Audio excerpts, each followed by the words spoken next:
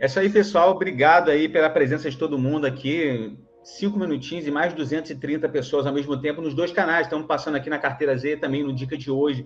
Então, a gente tem um forte reconhecimento das pessoas, tá? Na Carteira Z. O Jonas está vindo aqui também, o professor Jonas, para falar um pouco da teoria de Markowitz nessa apresentação de hoje, que a gente quer explicar para vocês como vocês conseguem, como vocês podem proteger o portfólio num período tão turbulento. E, na verdade, a gente vai falar aqui de 2022, tá? Que pré-eleições ali, a gente precisa se conscientizar de que um portfólio equilibrado é mais importante do que um ativo específico, tá? Mas não é para 2022 somente, mas para que a gente tenha de forma estrutural, conceitual na nossa carteira. Espero que vocês aproveitem um pouco do que a gente faz na Carteira Z, tá? Que nos últimos, vamos fazer 4 anos já, com crescimento expressivo de pessoas que nos acompanham, tanto os assinantes quanto nas redes sociais. Hoje são mais de 120 mil pessoas só na Carteira Z, fora no Dica de hoje, junto aí, que já passamos de 300 e poucos mil famílias que acompanham a gente fica feliz em disseminar informação de qualidade para as pessoas. Então, Jonas, eu vou compartilhar aqui uma tela para começar a minha apresentação e falar um pouco sobre o nosso embasamento na Carteira Z, para que as pessoas possam aproveitar isso, e depois eu vou passar para você falar aquela base que as pessoas precisam ter para montar uma boa carteira, para entender como é que faz a alocação. Então, vamos lá, gente. Eu vou compartilhar uma tela, vai ser uma apresentação bem rápida, eu espero que vocês aproveitem esse conteúdo que a gente vai passar para vocês. A gente vai falar sobre uma carteira equilibrada com fundos de investimentos, mas vocês podem aproveitar o que a gente vai falar aqui, não somente para fundos, mas também para outras aplicações, outras classes de ativos, beleza?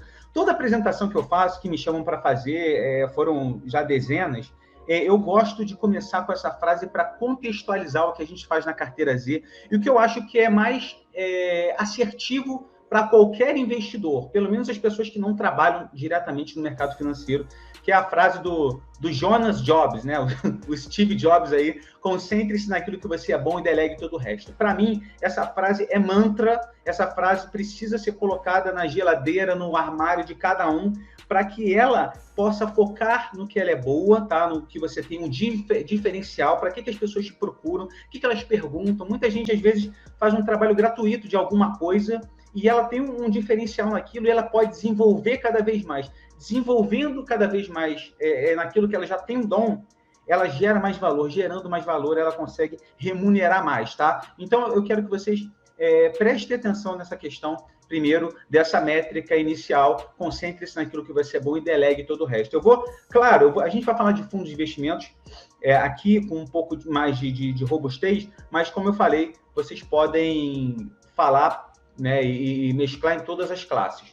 E aqui um embasamento inicial, gente, muito rápido, tá? Muito rápido, porque as pessoas trocam a ordem. Parece uma coisa muito simples que eu vou falar aqui. Como que eu vou começar? Tem que ganhar mais, tem que ter uma capacidade de poupança, um percentual mensal definido, tá? Como diz o Warren Buffett aí: não investe o que sobra depois de gastar, mas gaste o que sobra depois de investir. E 3, investir da forma correta. Então, vocês falam assim: pô, cara, simples, beleza, já aprendi isso, mas, contudo, todavia, a galera insiste em começar do terceiro tópico. A galera insiste em tentar começar a investir de forma muito robusta, utilizando muito tempo para o mercado, para trader, para ver a melhor cripto, para ver o metaverso. Entende? Então, as pessoas principalmente os novos investidores, eles querem muito focar em investir da forma correta, mas às vezes tem R$100 de aporte mensal, às vezes tem 200, tem 500. Não é errado começar com esse valor, muito pelo contrário, é totalmente aconselhável. Mas o primeiro passo que eu gostaria de falar de forma bem rápida aqui é: foque em ganhar mais, tá? Depois, foque na capacidade de poupança e depois invista de forma correta. É claro que isso vai acontecer de forma concomitante ao longo do tempo, tá bom? Mas não tente trocar a ordem, tá? Enquanto você não está ganhando bem, enquanto você não está investindo de forma mais robusta, você tente fazer isso primeiro. Essa lição de casa é importante, por mais que seja simples, tá bom? Tenha perfil, objetivos e metas de curto, médio e longo prazo. Isso é muito importante você ter isso. De preferência até por escrito. Eu vou fazer uma viagem, né? Eu gosto muito de falar de viagem porque eu acho que as pessoas precisam realmente... É um investimento em você. Não precisa nem gastar muito para viajar. Mas, enfim... Você precisa ter essas metas. Para mim, curto prazo ali até 2 anos, tá? Médio de 2 a 5 anos e longo prazo acima de 5 anos. Preferencialmente, eu penso que longo prazo é a vida toda. Você monta uma carteira como um legado patrimonial e não, eu vou resgatar daqui a 5 anos. Muita gente pergunta isso. Eu vou montar uma carteira de fundo de ações ou de ações e, cara, eu vou resgatar tudo daqui a 5 anos. Cara, mas se a bolsa vier numa guinada de alta em 3 anos e der uma porrada para baixo nos outros 2. Você vai resgatar ali, talvez no 0 a 0 ou até no prejuízo. Então, tente ver a renda variável, tá? O investimento em empresas, tá? Em fundos de ações também você está investindo em uma holding de empresas como um investimento para a vida. Eu acho que quando você vira essa chave, você não fica perguntando mais quanto tempo? Tá bom? Então, aqui eu queria fazer uma reflexão muito, muito simples também, de aquela pessoa que fica ali, cara, eu tenho que rentabilizar cada vez mais, tenho que rentabilizar. E ela investe R$1.000, ou ela investiu R$1.000. Então, se ela consegue 1.000%, uma rentabilidade fantástica em algum lastro temporal ali, em alguns anos, talvez, ela fica muito feliz, só que ela investiu R$1.000, R$10.000, que é o resultado disso aí, na verdade, 11 mil, né? 10 mil dos 1.000% mais os R$1.000 iniciais. Não vai mudar a vida de ninguém, tá? E se você consegue metade dessa rentabilidade com um patrimônio maior, focando no que você é bom, tá? De R$100.000, 500% de R$100.000, você tem ali o R$500.000, tá? Com os 100 mil iniciais, 600. Então, isso já é um valor relevante para muita gente, tá? Então, quanto mais te sobra tempo, mais você pode focar, mais você gera valor naquilo que você é bom e, consequentemente, os resultados vêm. Inevitavelmente, os resultados acontecem. Então, essa métrica inicial, por mais que seja muito simples, é muito pouco executada entre os investidores. E a gente percebe isso, tá? E aqui, para começar já a falar de uma forma prática, eu não quero aqui nessa apresentação falar muita teoria. Eu vou falar na prática quais os instrumentos que a gente utiliza na carteira Z, que eu utilizo na minha carteira pessoal para proteger e defender o portfólio, tá? Só que antes disso, eu vou falar muito rápido do mindset do investidor, tá? Seja fiel ao seu perfil. Muita gente tem um perfil relativamente conservador, porém, a carteira dela vai, por exemplo, né, ela vai investir em criptomoedas, um percentual pequeno. Então, de 2% subiu para 4%, 4% ela fica feliz, bota mais um valor, e ela está, de repente, com 15%, 20%. E aí, em criptomoedas. E aí entra a ganância, que é o tópico 4 desse slide aqui, tá? Não seja ganancioso. Então, tem uma carteira equilibrada e percentuais definidos para cada classe. Tá bom? 2, saiba perder, entendo que é a volatilidade. Muitas pessoas, tá, gente? Tem alguns fundos que a gente recomenda, por exemplo, que nos últimos 6 meses caíram de forma devastadora, caíram 30%, 40%, 50%. A bolsa caiu, acho que 20% ou 30% nos últimos meses agora. Só que o mesmo fundo que deu uma porrada para cima em 2020 ali, é claro que esse período de 2 anos a gente não usa para avaliar um fundo de ação, mas é só para você entender o racional das pessoas no que tange a renda variável. Cara, se um fundo rendeu 90% em 2020, conta 3% da Bolsa, e esse ano cai 30% a 10% da Bolsa, vocês acham alguma coisa fora da curva? Eu não acho. Vocês não precisam, não tem que achar, é errado esse pensamento. Então, saiba perder no curto prazo e entenda o que é a volatilidade, que vai para cima, vai para baixo, tá? Inclusive, a gente tem alguns índices que a gente ensina na carteira Z, que a gente estuda nos nossos estudos quantitativos, que é o índice Sortino, por exemplo, índice Sharpe, que é o mais básico ali, que a gente explica com muito embasamento sobre isso. Controle suas emoções, isso aí também. Eu participei de uma palestra no evento do IP BR Day no mês passado, com a galera da IP, que é um fundo que a gente gosta bastante, com o Thiago Nigro, com o Morgan Housel, e esse é o escritor do livro Psicologia Financeira, que é um livro excelente. Então, ele fala muito de controlar as emoções nesse livro, que é um manual, tá? Eu aconselho que todo mundo leia. Depois que você ler esse livro, você vai mudar totalmente seu pensamento com relação a investimentos, tá? 90% ou mais é o fator comportamental, é a paciência e você entender qual é o seu jogo. Qual é o seu jogo nos investimentos? O meu jogo não é o mesmo que o seu, que não é o mesmo que o Jonas, que não é o mesmo que o César, nem que o Anderson, tá bom? Não seja ganancioso, eu faria um pouquinho aqui, equilibre a sua carteira. A gente vai explicar sobre esse quinto tópico depois dos próximos slides, beleza? E para terminar esse slide aqui, o Warren Buffett sempre presente aqui, nosso grande amigo. Se você não pode controlar suas emoções, você não pode controlar o seu dinheiro. Isso aí tem que ser um mantra também para vocês. A gente vai falar agora de forma prática, tá? Essa apresentação não vai ser demorada. Daqui a pouquinho, quando eu falar das alocações, eu já vou passar para o Jonas. Mas a gente vai falar como montar uma carteira de forma bem prática, como eu falei já. Uma carteira equilibrada basicamente precisa ter reserva de emergência. Eu não vou falar aqui, não vou ficar falando o que é reserva de emergência, 6 a 12 meses de gasto, não vou ficar falando essas coisas que todo mundo sabe, tá? Você precisa ter um percentual em renda fixa, na nossa opinião, é essencial, em maior ou menor grau, e renda variável Brasil e exterior. Muita gente até negligencia o investimento no exterior, nós achamos essencial, tá bom? Defina os seus percentuais, mesmo que você esteja começando no mercado agora, tá?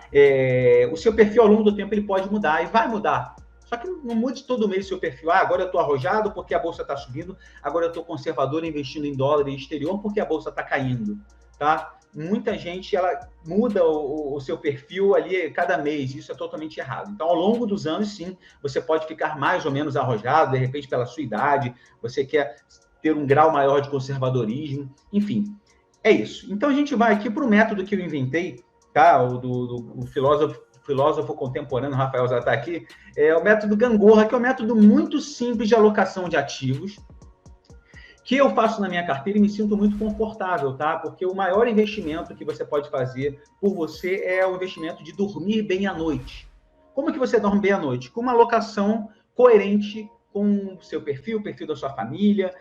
Então, o meu ficou muito tranquilo assim. Eu acho que esse racional da minha carteira, que a gente passa na carteira Z, pode te ajudar a ter uma percepção de como pode ser o seu. Não necessariamente para copiar, mas para você entender, pô, beleza, ele tem esses produtos aqui, talvez eu possa ter aqui. Entendeu? Então, eu queria passar um racional que seja coerente para que vocês compreendam. Então, essa renda variável aqui, onde está na setinha aqui, Brasil, prioritariamente, tem esse 50%, e 50% em descorrelação / proteção aqui, tá? Então, aqui não tem nada a ver com aqui, tá? Essa parte da gangorra. Então, quando essa renda variável cai, possivelmente, provavelmente, até pela correlação dos ativos ser muito baixa ou até negativa, essa parte aqui, ela sobe, tá? Ela tem um contraponto ali. E quando essa parte aqui da renda variável BR sobe, não necessariamente essa cai, porque como o próprio nome diz, é uma descorrelação, tá? Mas você fala, tá, cara, mas as duas partes da gangorra aí, então elas tendem a se equilibrar. Mas será que em algum momento elas não podem cair ao mesmo tempo? Com certeza, até porque em picos de volatilidade, de euforia ou pânico, a correlação de todos os ativos tende a 1, como diz o nosso querido Howard Marks. Então, na pandemia, por exemplo, em eventos drásticos, a correlação tende a 1, pelo menos por um pequeno período de tempo, mas ao longo do tempo, ao longo dos anos, dos meses, dos anos, é possível e é provável e acontece que essa gangorra ela tem um equilíbrio que eu fico tranquilo em correr esse risco, entre aspas, tá bom?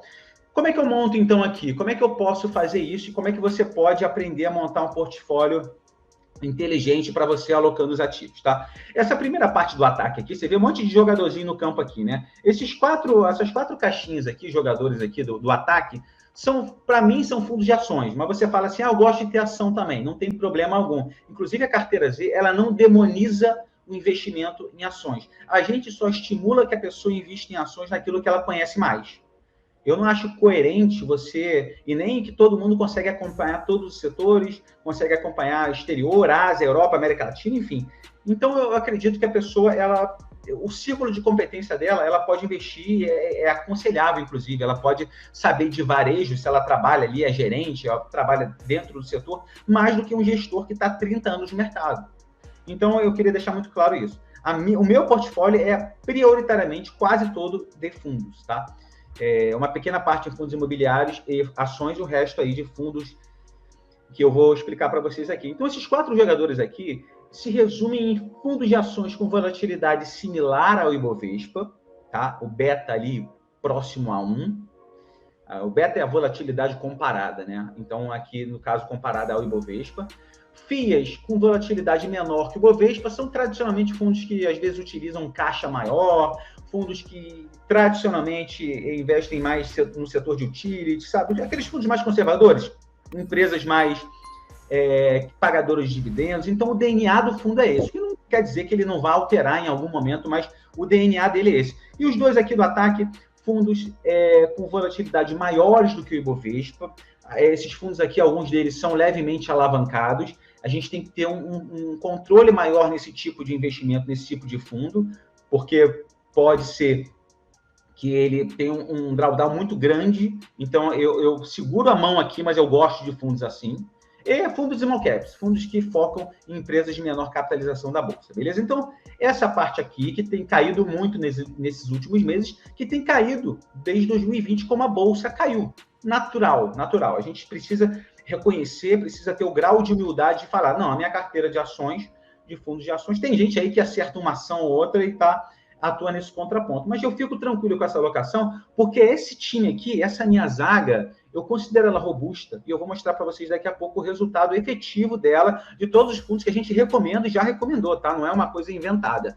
Então, aqui lá na zaga, o goleirão aqui é fundos de investimento no exterior, principalmente fundos, nesse caso aqui, nesse zagueirão aqui, fundos não redeados, fundos que estão sujeitos ao câmbio, tá? Geralmente é o dólar. Então, eles têm duas componentes aqui, dois triggers aqui, a valorização do dólar e valorização dos ativos escolhidos pela gestão, tá bom? Caixa, eu considero importante ter de 5% a 10% em caixa aqui. Eu divido esse caixa em duas camadas, que eu vou explicar depois. FDICs, fundos de direitos creditórios, basicamente crédito privado. Eu gosto muito desse tipo de composição na minha carteira. E esses aqui, essa galera aqui da direita, fundos multi-estratégia, as gestões com muita expertise que investem no exterior, fundos aí, nesse caso, a maioria são redeados, se protegem, né, contra a oscilação da moeda. Fundos quantitativos, que eu vou explicar também um pouquinho depois aqui, que alguns atuam na irracionalidade do mercado, e criptomoedas. Eu acho que o maior risco de criptomoedas, é minha opinião apenas, tá? Minha humilde opinião, é não ter nada em criptomoedas. O maior risco é esse. Então, eu separo um percentual pequeno do meu portfólio para surfar aí com aplicações que sejam mais genéricas, sem tentar escolher a criptomoeda que vai bombar mês que vem. Eu não gosto disso, por isso, mas eu tenho um percentual, sim, pequeno em criptomoedas. Eu acho interessante aquele 2% vagabundo ali, que se zerar não tem problema nenhum, mas que pode ter uma relevância importante na carteira no médio e longo prazo, como teve até agora, tá bom? Então, a gente vai para a prática, tá bom? A gente vai aqui para a prática explicando um pouquinho e falando. Obviamente, eu apaguei o nome dos fundos aqui, são fundos que a gente indica na carteira Z, porque eu queria que vocês entendessem um racional por trás das classes e não, eu vou investir então igualzinho a ele, eu vou pegar os mesmos fundos. E a ideia não é essa, a ideia é que ensinar a pescar e mostrar isso de forma elucidativa, tá bom? Esse primeiro fundo aqui que eu utilizo para mim, que deu... Aí eu peguei aqui, gente, o máximo, o período ótimo aqui, tá? Desde o mês de 2019, 2 anos e meio. O primeiro fundo investe basicamente em Tesouro Selic, porque nessa parte da carteira eu preciso de segurança, preciso de liquidez, preciso de pouca volatilidade aqui. Então, esse é o primeiro fundo aqui, que investe basicamente em títulos públicos, fundo com taxa baixíssima ou zero taxa. Eu tenho fundo também com zero taxa. O segundo fundo e o terceiro aqui são a segunda camada de reserva de emergência, que eu me sinto confortável em carregá-las no portfólio para ter uma remuneração levemente superior, com um risco muito baixo também. Risco maior do que a primeira camada, mas um risco muito baixo também. E se você parar para avaliar aqui, nesses 2 anos e meio, aqui deu 129 do CDI praticamente, a segunda camada aqui, o outro 159. Com esse patamar atual da Selic de 9,25, que deve subir aí para 10, 11, enfim...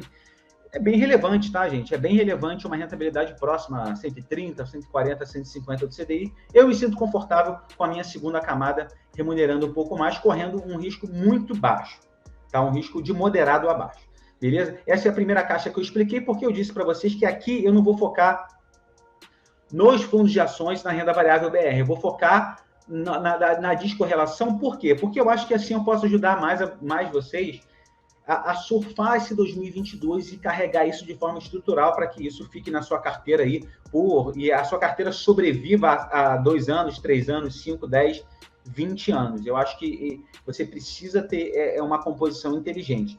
E eu queria mostrar essa descorrelação para vocês. E aqui eu vou pegar propositalmente período que a Bolsa caiu. Período de 2020 até agora. 2 anos praticamente, né, gente? De 2020 até agora, 1 ano e 11 meses e pouco aí. Então, fundos que a gente também recomenda, fundos também que a gente também, que eu invisto também e que eu expus no relatório da Carteira Z. Então, se você pegar esse período de 2 anos aqui, que a Bolsa caiu quase 10%, os 3 fundos não redeados que eu tenho no meu portfólio, tá? Lembrando, não redeados são fundos que estão sujeitos à variação cambial, variação do dólar. Um rendeu quase 98%, outro 110%, outro 130%.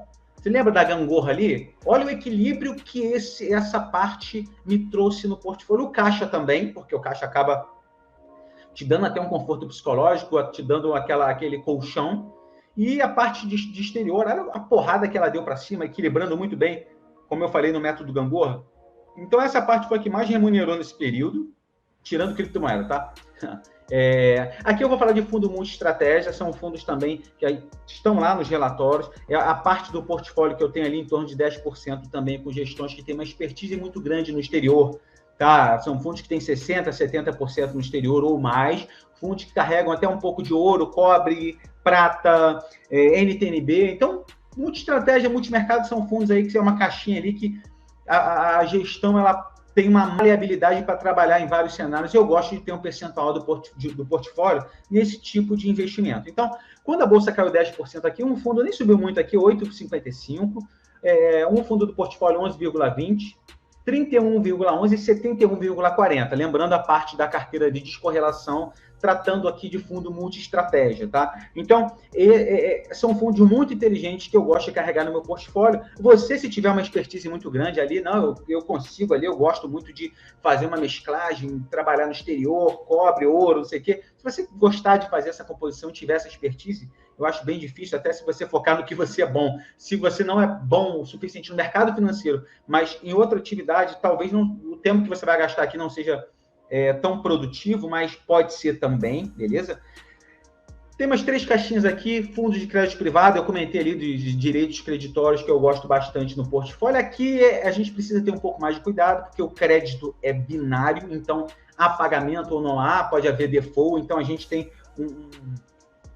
um grau de call com as gestões, sempre para ver como é que está a qualidade até dos emissores. Obviamente, o benchmark não é o Ibovespa, a gente só está colocando o Ibovespa aqui nessa caixa, gente, para comprovar a descorrelação, tá? A gente não vai sair falando por aí, não, eles colocaram um benchmark de um fundo de crédito privado ou Ibovespa. Não, a gente só está comprovando e explicando o nosso ponto aqui, beleza?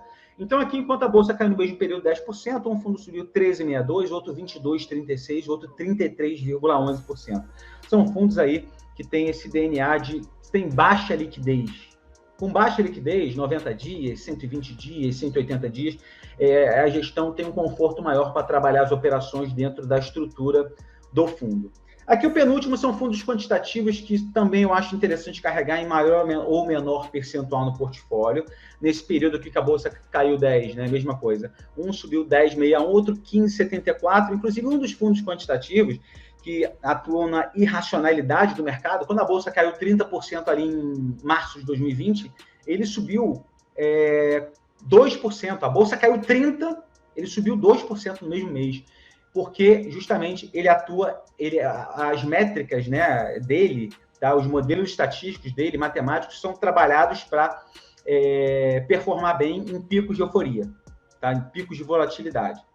Então, ele rendeu 2%, enquanto a Bolsa caiu 30%. E o último aqui, fundo de criptomoedas, aqui, eu não cheguei a pegar essa alta toda de quase 1.000%, eu peguei ali de outubro, foi quase 500, quase metade disso. Mas aqui, comprovando essa descorrelação com a Bolsa, aqui, até nas curvas aqui do gráfico, que a Bolsa caiu 10% e o fundo subiu 940 de 2020 para cá, tá? Então, eu acho interessante. Vocês perceberam, gente, que o método gangorra, ele equilibra a carteira de uma forma, obviamente que talvez em uma semana, 2 semanas ou um mês, a correlação pode tender a 1 e tudo cair ao mesmo tempo, mas vocês perceberam que nesse período de 2 anos, que não é um período longo, mas é um período já razoável para a gente avaliar esse tipo de ponto que a Bolsa caiu, consegue equilibrar o portfólio de forma inteligente? tá? Lembrando que esses gráficos que a gente pegou aqui foi de mais retorno, tá bom? Dando créditos aqui. Então, esse equilíbrio de portfólio me traz uma tranquilidade psicológica. A tranquilidade psicológica é o mais importante que o investidor precisa ter.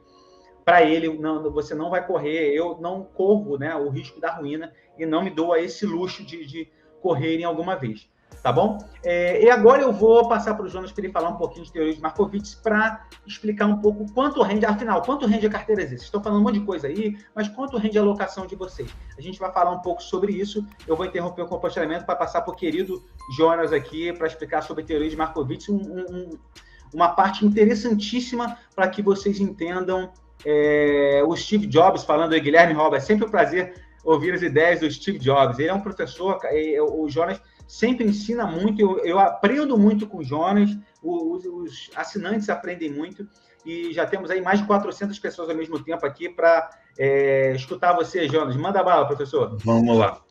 Então, olha só, Rafael, como o Rafael explicou lá no início, né, hoje em dia eu sou, né, responsável pelos estudos quantitativos na carteira Z. Né? Então, assim, eu queria te explicar, Markowitz aqui é para te dar um exemplo, né, do que assim, estudos quantitativos podem nos ajudar.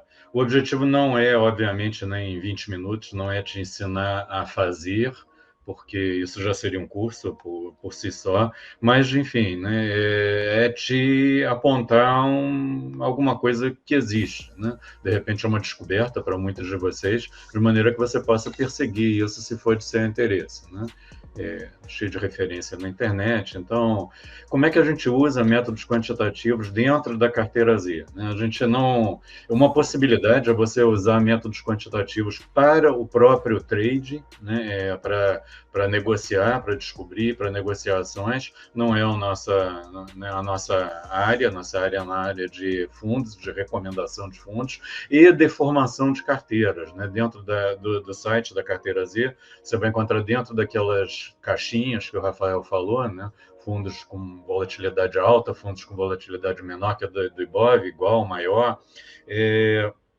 A gente tem carteiras prontas para o investidor, né? Que, de acordo com o perfil, de acordo com o capital disponível para alocação.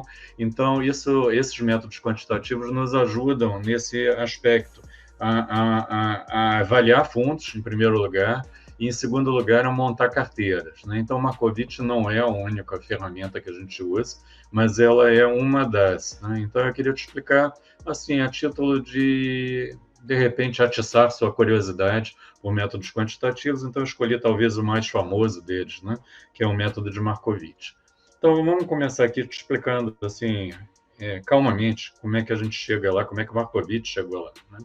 Então, eu começo aqui com dois ativos aleatórios, né, que eu chutei aqui no plano, e esse plano daqui é um plano muito comum, né, onde se encontra esse plano na maioria dos sites de análise de ações, de ativos, de fundos, né, onde eu tenho aqui no eixo vertical retorno, o valor esperado dos retornos, segundo alguma métrica. É claro que o valor esperado dos retornos a gente obtém olhando para trás, olhando para o passado e acreditando que esses retornos vão se repetir no futuro. Né? A gente vai falar nisso mais para o final. E aqui no eixo horizontal eu tenho alguma medida de risco, né, que a gente escolheu aqui, volatilidade, né, o quanto os retornos de um ativo se desviam de um valor médio. Né? Se ele se desvia loucamente para cima e para baixo, característico dos fundos de ação, de maior volatilidade, ou se ele se desvia pouco de um valor médio, característico dos fundos de renda fixa, por exemplo, né? De baixa volatilidade. Então, eu chutei aqui dois ativos, um ativo de menor volatilidade e menor risco, o ativo A, e um ativo de maior volatilidade e maior risco, o ativo B. Isso é um compromisso comum. Né? Se você tem menor volatilidade, em geral, você tem menor retorno. Se você tem maior volatilidade, maior risco, então, em geral, você vai pedir um prêmio por esse risco maior, você vai exigir um retorno maior. Não tem sentido você investir num ativo que tem maior risco e menor retorno. Né? Ele seria, no processo, ele seria naturalmente excluído. Okay? Então, temos aqui os dois ativos. A primeira brincadeira que a gente vai fazer, né, que o Markowitz fez lá em 1952, já vou falar nisso, é criar uma combinação entre esses dois ativos. Então, uma combinação aleatória, onde eu vou botar 50% no ativo A e 50% no ativo B. Então, existe uma fórmula para você calcular o retorno esperado dessa combinação. O retorno esperado é muito fácil, né? Ele é a média ponderada, né? Como é 50-50, ele é a média aritmética, nesse caso específico, dos retornos de A e de B. E existe uma fórmula para você calcular também o risco, né? Essa fórmula não é linear, e está aí a grande sacação, a grande beleza, né, da descoberta do Markowitz. Então, está aqui esse portfólio 50-50, que eu chamei de P. E você já percebe uma coisa interessante aqui, olha só. O retorno, ele está exatamente na média dos retornos de A e B, né? Ele está ali no meio do caminho. Já a volatilidade, ou o risco, né, do portfólio P está muito mais próximo do ativo A, de menor risco, do que do ativo B. Então, você vê assim, a combinação dos dois ativos não é linear, né? É possível aumentar significativamente o retorno através daquela combinação em P, sem aumentar na mesma proporção o risco. Ainda tem assim, um negócio interessante, a gente vai ver depois, né? É possível obter uma combinação de menor risco do que qualquer um dos ativos envolvidos no portfólio, né? Existe uma combinação ou pode existir, uma combinação de risco menor do que qualquer dos ativos que compõem a tua carteira, que compõem o teu portfólio. Então, tá, 50-50, o risco não é linear. Então, vamos parar assim, vamos abrir um parênteses para te falar um pouco, que vai ser fundamental na teoria do Markowitz, tá?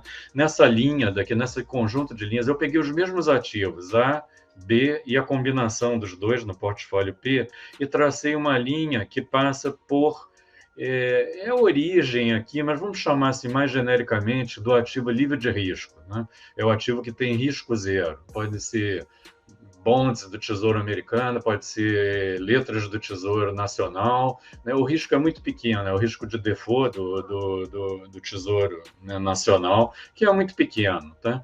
Então, ele tem risco zero e ele vai ter um retorno muito próximo de zero, né? Eu coloquei zero aqui para facilitar a análise, mas o que é um ativo com risco zero hoje no Brasil, né? É alguma coisa que dá ali 0,5%, 0,7%, né? Selic, tá? Com essa recente alta da taxa Selic.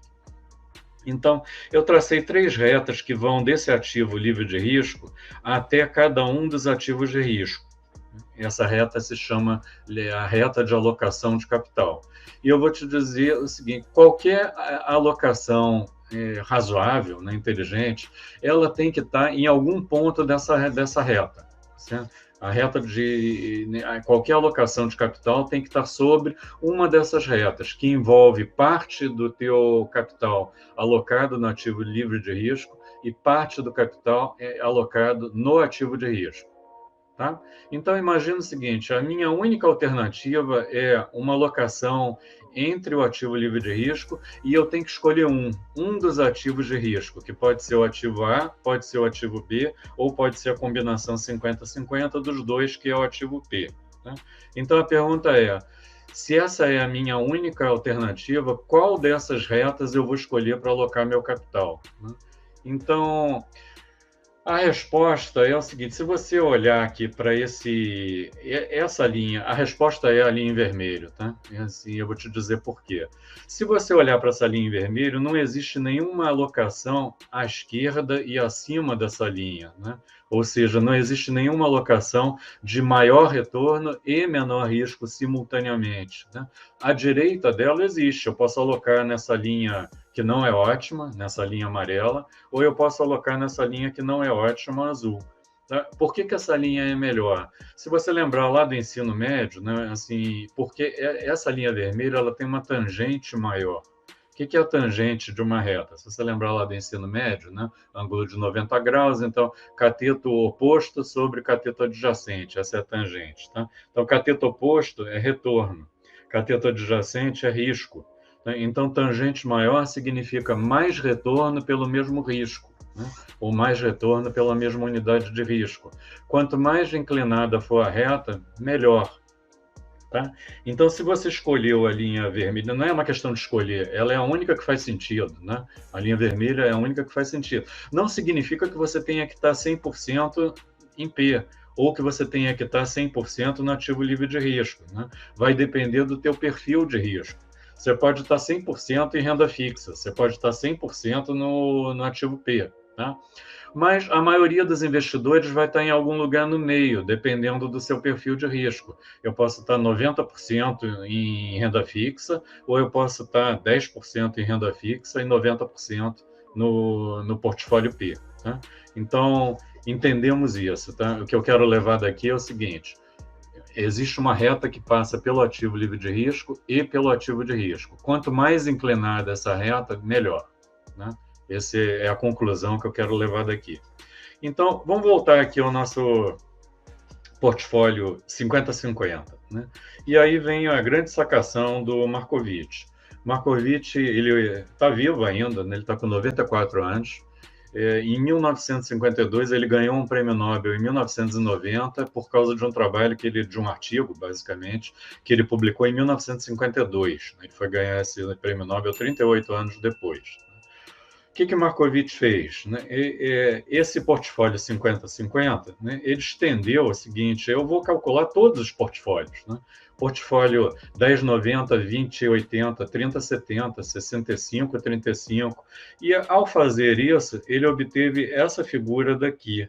Né? Essa figura famosa. Né? Então, essa figura recebeu o nome, ela parece, é uma parábola deitada, mas ela parece com uma bala, né? Então, ela recebeu o nome de bala de Markowitz. Tá? Então, é o espaço assim, de portfólio, todos os portfólios possíveis, combinando os ativos A, que está aqui, tá? E o ativo B. Okay? Se você tivesse mais de 2 ativos, não mudava nada na bala de Markowitz. A única diferença é que, em vez de eu ter uma linha, né, eu teria todo o interior da bala de Markowitz, seria possível agora. Né? Mas não muda nada, continua sendo uma parábola deitada, que a gente chama de bala de Markowitz. Se você olhar aqui, né, um ponto qualquer, aí você escolhe um ponto que te é confortável, né, de risco. Você percebe que tem um bico da bala de Markowitz, aquilo que eu te falei, ó, o bico da bala de Markowitz tem um risco menor do que o ativo A, e tem um risco, obviamente, menor do que o do ativo B. Tá? Mas você diz o seguinte: não, eu aceito correr um risco maior. O meu ponto é esse aqui, ó, 0,8% de risco. Tá? Se você disser isso, aí você diz o seguinte: bom, eu vou investir nesse portfólio, tá? Onde está o mouse aqui. Tá? E eu vou te dizer, essa escolha não faz o menor sentido, né? Porque se você continuar subindo, existe um portfólio lá em cima que tem o mesmo risco e tem um retorno muito maior. Né? Então, você vê o seguinte: nem todo ponto da bala de Markowitz faz sentido. Só faz sentido a fronteira superior da bala de Markowitz, né? Que a gente chama a alocação efetiva ou a fronteira eficiente da bala de Markowitz. Então, eu isolei aqui a fronteira eficiente. Tá? É a parte de cima da bala de Markowitz. Só faz sentido ali. Agora, vamos juntar com aquela primeira figura da alocação, da linha de alocação de capital, lembra? Uma linha que passa por um ativo livre de risco e por um ativo de risco. Vamos juntar isso com a fronteira eficiente da bala de Markowitz. Então, o ativo livre de risco está aqui no mouse, tá? Por aqui, para facilitar a sua visualização. Qual é a linha de alocação de capital? Então, ela tem que passar por aqui e ela tem que passar pela fronteira eficiente. E ela tem que ter a maior inclinação possível. Eu podia ligar a linha a um ponto lá embaixo. Tá? Eu podia ligar a linha ao bico da bala de Markowitz, mas ela não é a linha de maior inclinação. Né? É como se eu soltasse uma escada aqui na origem, né? E ver o seguinte: onde é que ela vai bater na bala de Markowitz? Ela vai bater aqui no ponto tangente à bala de Markowitz. Tá? Esse portfólio especial, né, ele recebe o nome, então, de portfólio tangente. Tá? É onde essa reta encontra a bala de Markowitz. Uma coisa super interessante no ponto tangente. Tá? Você não tem que estar 100% no portfólio tangente. De novo, você pode estar 90% em renda fixa e 10% no portfólio tangente. Mas, assim, um corolário interessante da teoria de Markowitz é que todos os investidores que usam a teoria de Markowitz, eles deveriam ter a mesma alocação de ativos, que é aquele definido pelo portfólio tangente, né? Nenhuma outra combinação de ativos faz sentido, né? Essa combinação de ativos pode ser 30% Itaú, 10% em Petrobras, né, sei lá o que, Itaúsa, e 5% em ouro e 3% em criptomoedas. Qualquer ativo pode, né, 2% em imóveis, qualquer ativo pode fazer parte do portfólio tangente. Essa proporção deveria ser a mesma para todo mundo, né? O que você vai escolher é aonde em cima dessa reta você vai estar, né? Sim, mais para lá, mais para renda fixa ou mais para o portfólio tangente. Okay?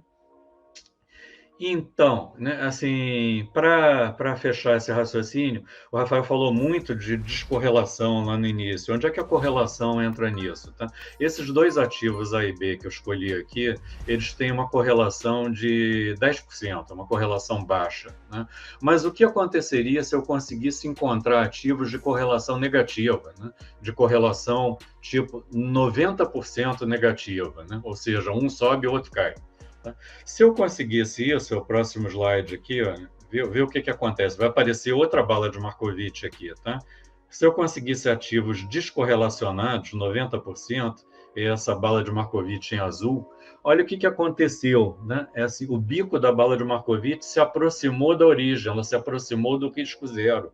Quanto mais descorrelacionados os ativos, mais eu me aproximo do risco zero. Significa, né, o portfólio tangente, essa reta em vermelho agora, ele é cada vez mais inclinado. Tá? Então, olha só, a gente usa isso para formar nossas carteiras, é uma das ferramentas. Tá? Eu, francamente, assim, né, eu ouvi uma vez o Robert Shiller, é um prêmio Nobel mais recente, ele ganhou o prêmio Nobel em 2013. Eu ouvi uma vez numa apresentação ele dizer o seguinte, né? Eu não acredito, a mesma coisa que eu estou dizendo agora, eu não acredito que alguém invista unicamente baseado na teoria de Markowitz, né? Por um motivo principal que eu vou te falar daqui a pouco, ainda hoje, mas ele falou, a alocação de Markowitz não te garante o sucesso da alocação, né? Mas ela impede que você faça grandes besteiras. Porque só, o portfólio tangente, por uma série de motivos, eu não posso jurar que ele está aqui, porque existe uma série de incertezas associadas a essa determinação. Tá? Então, eu diria o seguinte, ele está por aqui, é uma nuvem. Tá? Agora, certamente, ele não está aqui. Tá? Então, me impede de fazer grandes bobagens na alocação. Tá? Por que é uma nuvem essa alocação? Tá? Porque basicamente, eu preciso estimar retorno e eu preciso estimar risco. Como é que eu faço isso? Eu faço isso olhando para o passado. Por exemplo, qual é o retorno estimado do índice Bovespa, da Bolsa de Valores? Eu vi esse dado ontem, né? Eu peguei dados dos últimos 24 anos, né? Foi que eu tive acesso. E eu percebi, eu calculei, e eu vi assim, o retorno médio, né, esperado, que a gente chama de esperado, o retorno esperado do Ibovespa nos últimos 24 anos foi 10% ao ano. Tá? Agora, significa que eu posso tomar isso como uma medida de retorno esperado, mas provavelmente, para você ter esse retorno de 10% ao ano, talvez você tenha que esperar mais 24 anos. Isso não é verdade para daqui a 1 ano, 2 anos, 5 anos ou para os últimos 6 meses. Né? Se você olhar para os últimos 6 meses, você tem uma alocação lá, o Rafael falou, sei lá, 20% negativo. Então, talvez você tenha que esperar um longo tempo para ter de novo esse retorno, esse CAGR, né? Esse retorno médio esperado de 10% ao ano. Né? Então, é difícil fazer essa estimativa. Agora, ela funciona, né? Funciona, deixa eu te dar um exemplo famoso. Né? David Swensen, ele foi famoso, né? Ele foi o administrador da carteira bilionária de Yale, né? do fundo de financiamento da Universidade de Yale. Ele assumiu esse fundo em 1985, mais ou menos, e ele morreu esse ano, infelizmente, 2021, em março de câncer, e ele ficou famoso porque quando ele chegou lá, ele simplesmente viu que a alocação de Yale não estava no portfólio tangente. Ele não seguia a alocação de Markowitz. O que ele fez foi, entre outras coisas, né, ele trouxe o portfólio lá para uma região assim, ótima da bala de Markowitz, e ele ficou famoso por multiplicar o patrimônio de Yale nesses anos de atuação, de 1985 a 2021, por 2.000%. Né? Então, funciona, é um dos instrumentos que a gente usa para formar as carteiras na carteira Z, né? É um dos. Né? Tem algumas dificuldades na teoria de Markowitz, por exemplo, ele não dá conta de... É difícil fazer essas estimativas, ele não dá conta de liquidez dos ativos, por exemplo, ele não dá conta de efeitos de cauda, assim, que são aquelas coisas improváveis, mas que pode acontecer, né? Então, assim, é um instrumento. Tá? Então, para não alongar muito, devolvo para o Rafael, para a gente fazer o fechamento. Boa, Jonas, obrigado, uma verdadeira aula. O pessoal já vê o nível de detalhamento que a gente tem na carteira Z. Sem muitas delongas, eu já vou terminar aqui em 1 minuto. Aí o Jonas falou sobre essa teoria de Markowitz brilhante, aí, explicou de forma brilhante. E aqui, para encerrar, para já chamar o Anderson e o César Paiva, vocês perguntam assim, mas vocês estão falando pra caramba aí, mas quanto que realmente rende essa carteira de fundo de ações de vocês? A gente tem algumas carteiras recomendadas, algumas que tem como benchmark o CDI, né, as carteiras mais conservadoras, mas a nossa carteira mais agressiva, por exemplo, que existe há quase 4 anos, que é uma combinação inteligente entre fundos de ações, tá? Primeiro, o que a gente tem como referência? O Dínamo, a gente sempre fala, cara, é um fundo de referência, existe há quase 30 anos, e desde o Plano Real, tá? Desde o início do Plano Real ali, ele rendeu mais de 27%, o CAGR, né? O retorno anual composto de mais de 27%, que deu 77.500% até agora. Tá? E de 2018, que a carteira existe para cá, ele rendeu cerca de 70%. De 2018 para cá, quase 4 anos ali, 1 mês para 4 anos.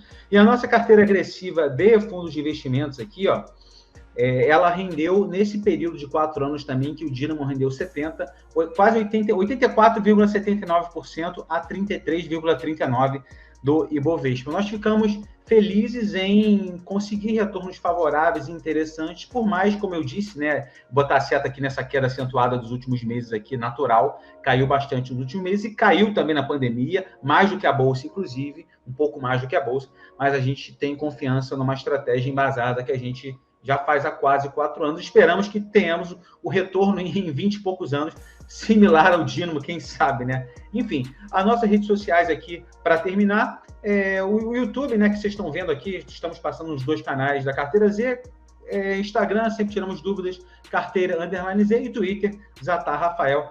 Muito obrigado a todos que estão aqui nessa live. E aí, Daniel, beleza? Gostou da apresentação aí? Você está no mudo. Ia deixar você falando meia hora no mudo aí, mas vou quebrar teu galho. Fez bem, isso aí.